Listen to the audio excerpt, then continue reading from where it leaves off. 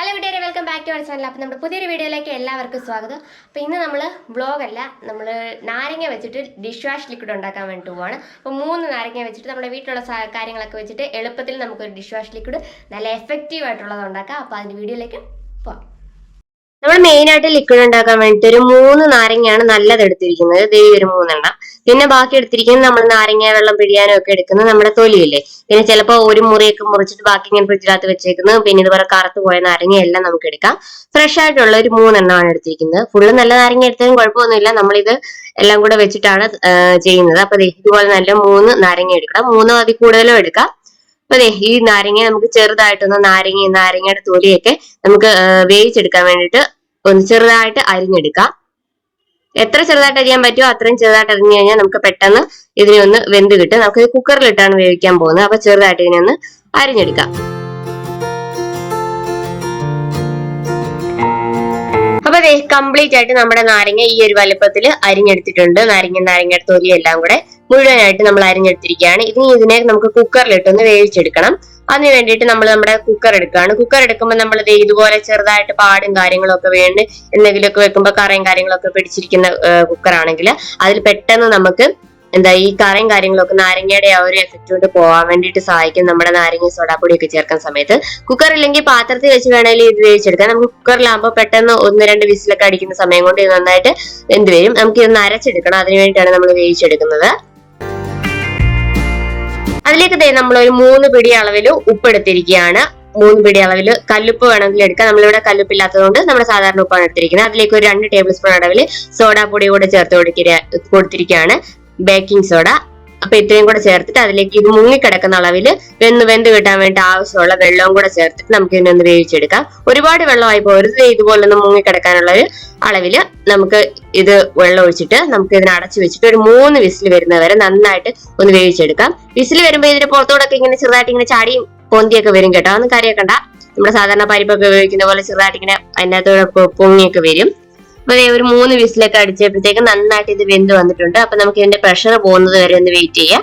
Pressure പോയി കഴിഞ്ഞിട്ട് complete ആയിട്ട് പ്രഷർ പോയിട്ട് ഉറപ്പ് വരുത്തിയതിനു ശേഷം നമുക്ക് ഇത് ഓപ്പൺ ചെയ്യാം. ഓപ്പൺ ചെയ്യുമ്പോൾ ഇത് നന്നായിട്ട് വെന്ത് അലുത്തിരിപ്പുണ്ട്.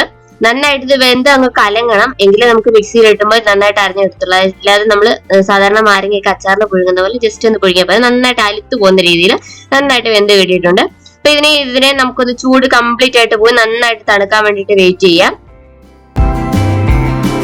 ഇതിന്റെ ചൂട് പോകാൻ വേണ്ടി നമ്മൾ വെയിറ്റ് ചെയ്തു. നന്നായിട്ട് ചൂടൊക്കെ പോയി നന്നായി ഇത് തണുത്ത് വന്നിട്ടുണ്ട്. അതിനുശേഷം നമുക്ക് ഇത് മിക്സിയുടെ ജാറിലേക്ക് ഇട്ടിട്ട് അരച്ചെടുക്കാം. നമുക്ക് ഇത് ഒറ്റയ്ക്ക് അടിച്ചെടുക്കാൻ പറ്റത്തില്ല. ആവശ്യത്തിനുള്ള വെള്ളം ഇതിനകത്തുണ്ട്.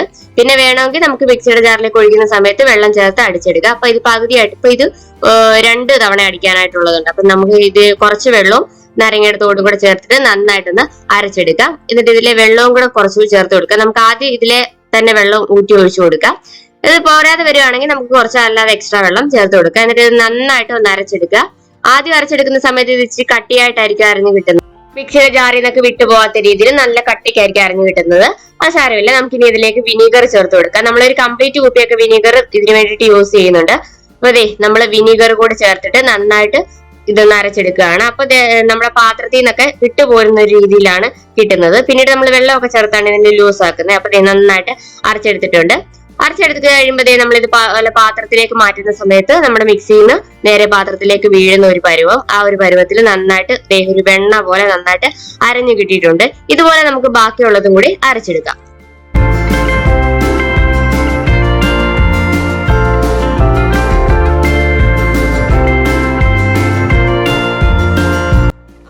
കംപ്ലീറ്റ് ആയിട്ട് 2 സെറ്റും അടിച്ചെടുത്തിട്ടുണ്ട്. അപ്പൊ അതിൽ മിക്സിയുടെ ജാറിൽ ഇങ്ങനെ പറ്റിപ്പിടിച്ചൊക്കെ ഇരിക്കുക. നമ്മൾ നോർമലായിട്ട് ഇങ്ങനെ തോണ്ടി കഴിഞ്ഞാലൊന്നും വരത്തില്ല. അപ്പൊ അതിലേക്ക് കുറച്ച് വെള്ളം കൂടെ ചേർത്തിട്ട് ഒന്ന് കറക്കി എടുക്കുന്ന സമയത്ത് കണ്ടില്ലേ മിക്സിയിൽ പറ്റിപ്പിടിച്ചിരുന്നല്ല കംപ്ലീറ്റ് ആയിട്ട് ഇളകി വന്നിട്ടുണ്ട്.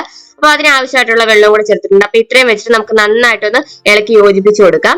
ഇതിലേക്ക് നമുക്ക് കുറച്ചുകൂടി വെള്ളം ഒഴിച്ച് ഒന്ന് ലൂസാക്കി എടുക്കാം. കാരണം ഇനി ഇതിനെ അരിച്ചെടുക്കാൻ പോവാണ്. ഇപ്പൊ ഇത് നല്ല തരിതരിയായിട്ടാണ്. ഇതിന്റെ കണ്ടില്ലേ ഇടയ്ക്കെല്ലാം നാരങ്ങയുടെ തോലും അതുപോലെ തൊലിയും കാര്യങ്ങളും ഒക്കെ ഉണ്ട്. അപ്പൊ ഇതിന്റെ ചണ്ടി എന്നാണ് നമ്മൾ പറയുന്നത്.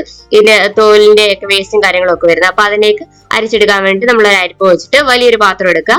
പാത്രം എടുത്തിട്ട് ഇതുപോലെ നമ്മൾ അതിലേക്ക് ഇട്ട് കൊടുത്തിട്ട് ജസ്റ്റ് ഒന്ന് പ്രസ് ചെയ്ത് കൊടുക്കുന്ന സമയത്ത് നമ്മുടെ ഇതിന്റെ ആ ഒരു തോലും അതുപോലുള്ള കാര്യങ്ങളൊക്കെ മാറിയിട്ട് നമുക്ക് നന്നായി നൈസ് ആയിട്ടുള്ള നമ്മുടെ ലിക്വിഡിന്റെ ഫോമിലുള്ള അത് മാത്രമായിട്ട് കിട്ടും. അപ്പൊ നമുക്ക് ഇത് ഫുള്ള് കംപ്ലീറ്റ് ഒന്ന് അരിച്ചെടുക്കാം.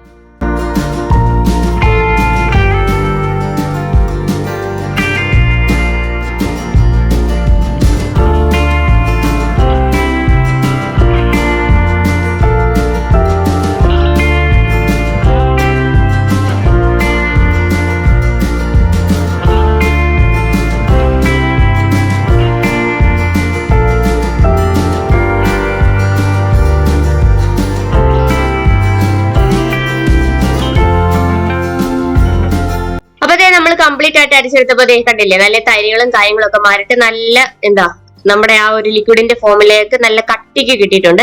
ഇനി ഇതിലേക്ക് നമുക്ക് നമ്മൾ പത ഉണ്ടാവാൻ വേണ്ടിയിട്ട് ഉള്ള കെമിക്കൽസും കാര്യങ്ങളൊന്നും ചേർത്തിട്ടില്ല. അതിന് വേണ്ടിയിട്ട് നമ്മുടെ ലിക്വിഡാണ്, വിം ലിക്വിഡോ അല്ലെങ്കിൽ പ്രില്ലോ എന്ത് വേണമെങ്കിലും യൂസ് ചെയ്യാം. അപ്പൊ നമ്മുടെ കുപ്പിയിൽ ഇത് കുറച്ച് ലാസ്റ്റ് തീരാറായ ഭാഗത്ത് കുറച്ചുണ്ട്. അപ്പൊ അത് നമ്മൾ കംപ്ലീറ്റ് ആയിട്ട് ഇതിലേക്ക് ചേർത്ത് കൊടുക്കുകയാണ്. ഇത് ചേർത്ത് കൊടുത്തില്ലെങ്കിൽ നമ്മുടെ ലിക്വിഡ് ഓൾമോസ്റ്റ് നേരത്തെയുള്ള ഫോമിൽ തന്നെ റെഡിയാണ്. അപ്പൊ ഇതിന്റെ നമുക്ക് പാത്രം കഴിയുന്ന സമയത്ത് ഒരു പതയൊക്കെ വന്നില്ലെങ്കിൽ നമുക്കൊരു മനസ്സമാധാനം വരത്തില്ലല്ലോ. കുളിക്കുന്ന സമയത്തായാലും പാത്രം കഴിയുമ്പോഴായാലും പത വരുമ്പോഴാണ് അതൊരു വൃത്തിയാവുന്നു നമ്മുടെ മനസ്സിൽ പതിഞ്ഞു പോയൊരു വിചാരം. അതുകൊണ്ട് പതയ്ക്കും ഒരു കളറിനും ഒക്കെ വേണ്ടിയിട്ടാണ് നമ്മൾ കുറച്ച് ലിക്വിഡ് ചേർത്ത് കൊടുക്കുകയാണ്.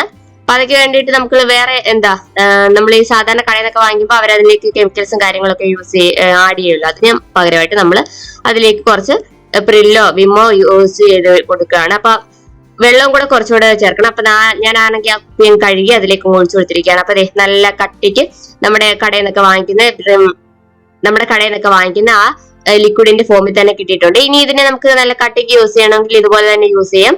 അല്ലെങ്കിൽ നമുക്ക് വെള്ളമൊക്കെ ചേർത്ത് നേർപ്പിച്ചാണ് യൂസ് ചെയ്യുന്നത്, നമുക്ക് നേർപ്പിച്ച് യൂസ് ചെയ്യാം. അപ്പൊ ഇതിനെ ഇനി നമുക്ക് കുപ്പിയിലേക്ക് മാറ്റാം. നമ്മുടെ ലിക്വിഡ് ഇവിടെ റെഡി ആയിട്ടുണ്ട്. അപ്പൊ ഏപ്രിലിന്റെ 2 വലിയ കുപ്പിയാണ് എടുത്തിരിക്കുന്നത്. അപ്പൊ ഇത് 116 രൂപ മറ്റോ ആണെന്ന് തോന്നുന്നു ഒരു ബോട്ടിലിന്. അതിലെ 2 ബോട്ടിൽ എടുത്തിട്ടുണ്ട്. നമുക്ക് നോക്കാം ഇതിൽ എത്ര ബോട്ടിൽ ഫില്ല് ചെയ്യാൻ പറ്റുമെന്ന്. ഞങ്ങളുടെ വീട്ടിൽ ഏകദേശം ഒരു ബോട്ടിൽ ഒരു മാസമൊക്കെ യൂസ് ചെയ്യാനുള്ളത് കിട്ടാറുണ്ട്. അപ്പൊ നമ്മുടെ 2 ഏപ്രിലിന്റെ ബോട്ടിൽ എടുത്തിട്ടുണ്ട്. നമുക്കിനി ഇതിലേക്ക് ഒഴിച്ചു കൊടുക്കാം.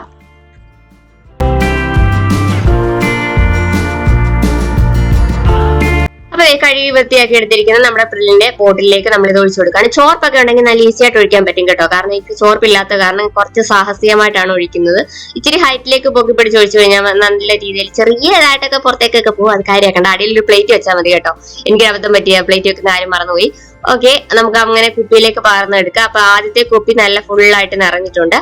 അതുപോലെ തന്നെ നമുക്ക് രണ്ടാമത്തെ കുപ്പിയും ഫില്ല് ചെയ്തെടുക്കാം.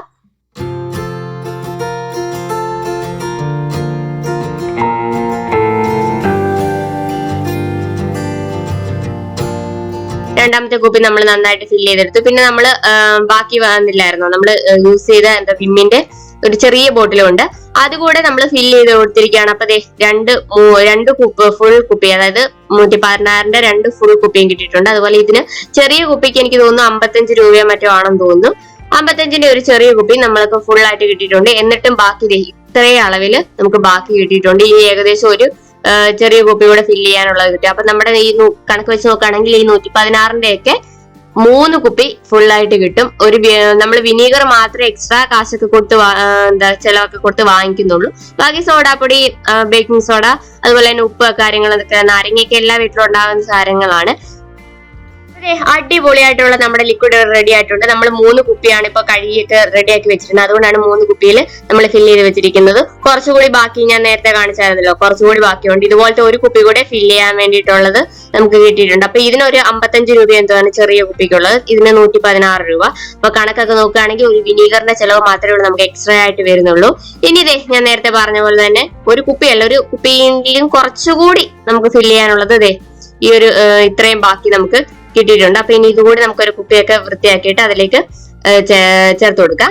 അപ്പൊ നമുക്ക് ഇനി ഇതൊന്ന് ടെസ്റ്റ് ചെയ്ത് നോക്കണ്ടേ, ഇത് ഉണ്ടാക്കിയാൽ മാത്രം പോരല്ലോ, വർക്ക് ചെയ്യുന്നുണ്ടെന്നും കൂടി കാണിച്ചു തരണ്ടേ. അപ്പൊ അതിന് വേണ്ടിയിട്ട് നമ്മൾ അച്ചാറിന്റെ ഒക്കെ ഒരു തീർന്ന ബോട്ടിൽ എടുത്തിട്ടുണ്ട്. അച്ചാർക്കാകുമ്പോൾ നല്ല എണ്ണമയം കാര്യങ്ങളൊക്കെ ഉണ്ടാവും. പിന്നെ നമ്മൾ ചോറൊക്കെ തിന്നുന്ന പ്ലേറ്റ് കൂടെ എടുത്തിരിക്കുകയാണ്. അതിലേക്ക് നമ്മുടെ ലിക്വിഡ് എടുത്തിട്ട് സാധാരണ പോലെ നമ്മളൊരു ചെറിയ തുള്ളി ഒഴിച്ചു കൊടുക്കുകയാണ്. ഒരു 1-2 തുള്ളി ഇങ്ങനെ ഒഴിച്ചു കൊടുക്കുക. ഒഴിച്ചു കൊടുത്തിട്ട് നമ്മൾക്ക് ഇതൊന്ന് തേച്ച് നന്നായിട്ട് കഴുകി കാണിച്ചു തരാം.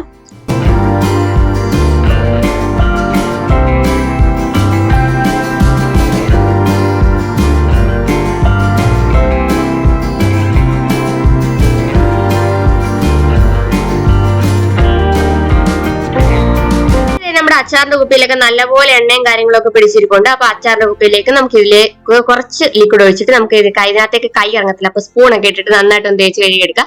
അപ്പൊ ഇതേ കണ്ടില്ലേ, നല്ല രീതിയിൽ നമ്മുടെ ലിക്വിഡ് നല്ലപോലെ പതഞ്ഞു വരുന്നുണ്ട്. അതുപോലെ തന്നെ ക്ലീൻ ആവുന്നത് ഞാൻ പറയേണ്ട കാര്യമില്ലെന്ന് തോന്നുന്നു. അതുപോലെ കഴുകി കഴിയുമ്പോൾ നല്ലതായിട്ട് ഒരു തുള്ളി പോലും എണ്ണമയമോ കാര്യങ്ങളോ ഒന്നും എവിടെയും പറ്റി പിടിച്ചിരിക്കാതെ നല്ലപോലെ നമ്മുടെ അച്ചാറിന്റെ കുപ്പി നല്ലപോലെ വെളുത്ത് കിട്ടിയിട്ടുണ്ട്. കണ്ടില്ലേ, ഒരു തുള്ളി പോലും എണ്ണയുടെ പാടോ അച്ചാറിന്റെ പാടോ കാര്യങ്ങളോ ഒന്നും ഇല്ലാതെ നല്ലപോലെ നമ്മുടെ കുപ്പി വെളുത്ത് കിട്ടിയിട്ടുണ്ട്. ഇനി നമുക്ക് നമ്മുടെ പ്ലേറ്റ് കൂടെ ഒന്ന് കഴുകാം. അപ്പൊ അതിന് വേണ്ടിയിട്ടാണ് ഞാൻ ഇത് വൈറ്റ് കളർ പ്ലേറ്റ് ചെയ്യാൻ എടുത്തത്. അപ്പൊ നമ്മുടെ മീൻകറി അതുപോലെ തന്നെ കാര്യങ്ങളൊക്കെ കൂട്ടി കഴിച്ച ഒരു പ്ലേറ്റ് ആണ്. അപ്പൊ കളർ പ്ലേറ്റ് ആണ് ഇന്ന് യൂസ് ചെയ്തിരിക്കുന്നത്. നമ്മൾ ഇത് കാണിക്കാൻ വേണ്ടിയിട്ടാണ് കേട്ടോ ഇത്രയും വെളുത്ത പ്ലേറ്റ് ഒക്കെ യൂസ് ചെയ്യുന്നത്. നമ്മൾ സാധാരണ സ്റ്റീൽ പ്ലേറ്റിലൊക്കെ ചോറൊക്കെ ഉള്ളത്. അപ്പൊ നമ്മുടെ പ്ലേറ്റ് നല്ല അടിപൊളിയായിട്ട് വെട്ടി തിളങ്ങി കിട്ടിയിട്ടുണ്ട്. അപ്പൊ സാധാരണ നമ്മുടെ ലിക്വിഡ് ഒക്കെ യൂസ് ചെയ്യുന്നതിനേക്കാൾ എഫക്റ്റീവ് ആയിട്ട് എനിക്ക് തോന്നിയിട്ടുണ്ട്. അപ്പൊ കംപ്ലീറ്റ് ആയിട്ട് നമ്മുടെ ലിക്വിഡ് വർക്ക് ചെയ്യുന്നു പ്രൂവ്ഡ് ആയിരിക്കുകയാണ്.